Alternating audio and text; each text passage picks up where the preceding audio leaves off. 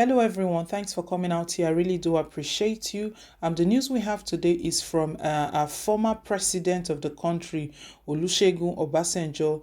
He's got an extreme warning to Nigeria and to other African countries.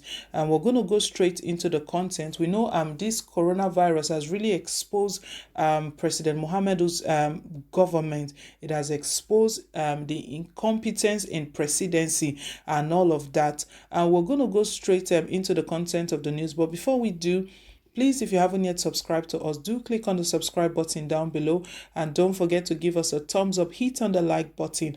Right, okay, let's go straight into the news for the day.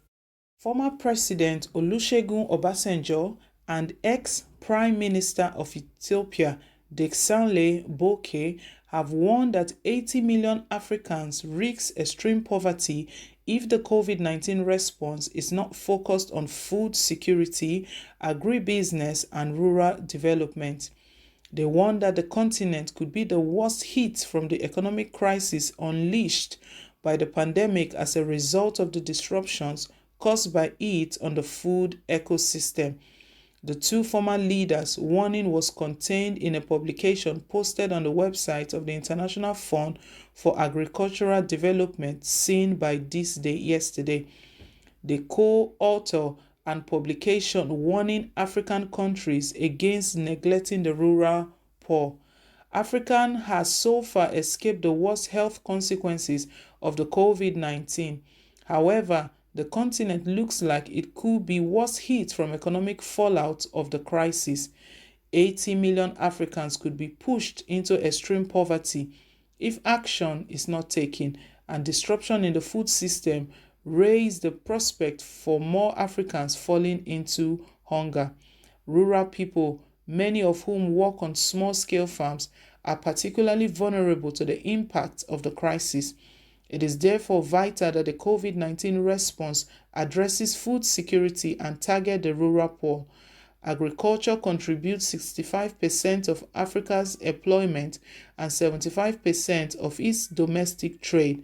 However, the rich potential of agriculture as a tool to promote food security and fight poverty is at risk from the effects of COVID-19, they said.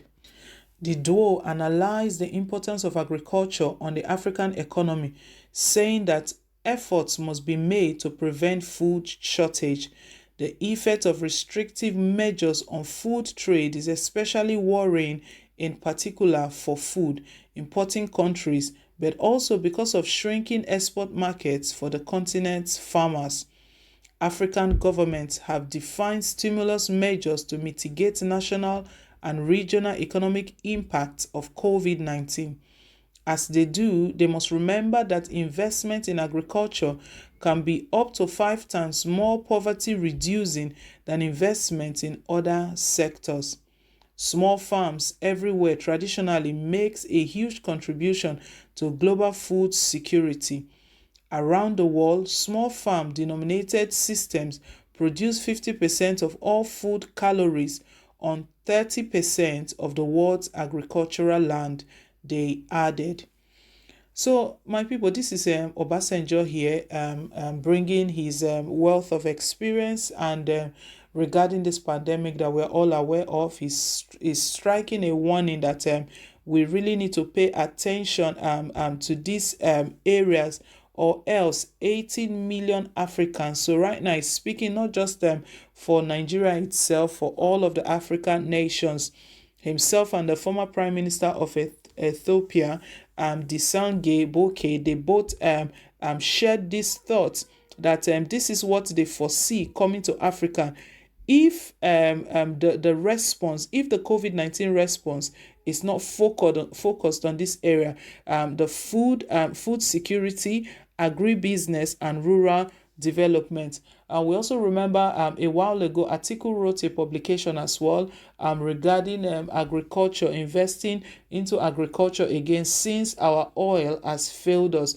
We know the oil market is down. We have oil, but no one is even buying oil at the moment. Atiku noted, he stated that our sweet oil has turned into bitter oil. Reason is saying that is that no one is interested in buying oil at the moment. Everyone is seeing how they can recover from the coronavirus and how to stabilize their economy. But at the same time, for Nigeria, so that is invariably affecting our economy at the moment because we are not getting revenue as we should. And that doesn't stop the fact that we are not servicing loans and doing other things in the country. Obasanjo here is stating that we need to pay attention to this agricultural area because we already have that. All we need to do is build on it, develop on it to see that Africans don't go into extreme poverty. It's a sad one this time because we know there's been obstruction. It's very clear there's been obstruction in the way things are done normally. We know it's not really business as usual again. Even if the lockdown has been lifted gradually in some states, some states have restrictions. Some are still on total lockdown. Some just curfew. We know like Edo State has still got another 2 weeks curfew.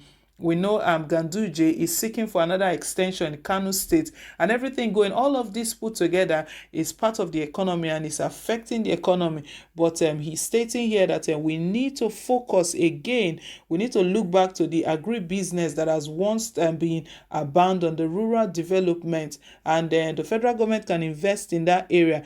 But we know we need to invest in that area. We know right now the obstruction to this farming activities and agricultural activities are those herdsmen. They are disturbing those farmers. We can see that the way they invade villages, and farmers cannot even go carry out what they need to do. So security is key. President Muhammadu Buhari needs to step in this area and see how an end can really come to these herdsmen, because these farmers, they've abandoned their farms. They've all run away from their communities. They are afraid of their lives because no security. We heard what happened in the news the other day, just in Benue State here, how herdsmen entered the state and slaughtered people. And the shocking part was that there was even a security checkpoint not too far from the community where this happened. But it looks as though that maybe they are working together. Who knows? These herdsmen carried out all their activities without any interruption. No one stopped them. They succeeded in wasting lives and they left.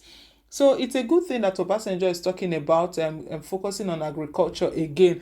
But who are the people that will go and risk their life to go back in the farm when the herdsmen are there? Right now, what they are doing, they are shipping the herdsmen. Now they are shipping the herdsmen. What we didn't accept long ago, it looks like President Muhammadu Buhari is trying to want to forcefully inject it into the system, which is the Ruga they talked about, that the herdsmen have to be in every state, in every community. It doesn't have to be so. Herdsmen are killing people here and there. Even we heard in Delta State, in Edo State, it's gone everywhere. It's spreading like wildfire. So we know that even as we're looking into this area in this COVID-19 pandemic, Obasanjo, he has spoken well. One-time president is speaking from experience, no doubt about that. He's speaking from experience, so he's passing out a warning. But I feel that also what should be looked at as well, the security of lives, because if lives are not secured, all this agriculture we're talking about, when the people are dead, there will be no poverty. We can't even be talking about poverty. But I still feel that security is of topmost importance. The government needs to pay attention to that area. People are still suffering, and very correct. A lot of obstruction. Not only COVID-19 have obstructed a lot of things. Right now, we can see that even this herdsmen activity, they've obstructed those farmers who have abandoned all that they are meant to do, and still keep the agricultural products coming, so that starvation and hunger does not hit the masses.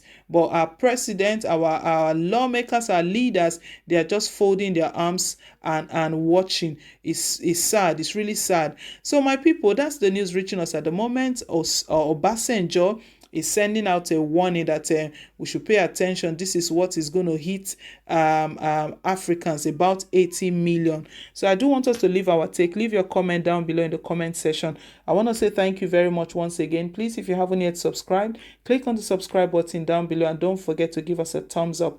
Till I come your way again, it's bye for now, and God bless.